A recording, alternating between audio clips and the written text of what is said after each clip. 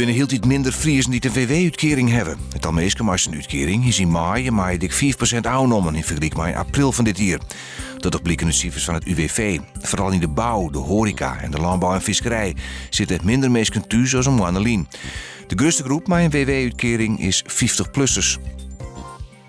Het Sjarema-park in Frencher is de komende weekend dicht. De gemeente liet het park renoveren. Het project maakt deel uit van een gutterproject, waarmee de gemeente de leefbares in Frencher, Pines en Achlem verbeteren wil. De provincie stiep het plan met een subsidie van goed een heel miljoen. Het volslaande project kost het 1,3 miljoen. Een groot leden van de Lemster Reddingsbrigade het juist actie viert op een jaar bij het gemeentehuis. Het eigen onderkomen van de club is sloopt en doet iets de gemeente Lemsterland zo maar een oplossing komen dat het liep wel eens bij het ontstaan van de nieuwe gemeente de Frieske Maarten tussen Walen en Skipbedarren. En nu zit de brigade in een romte bij een zwembad dat ze de hier net van Betelli kennen.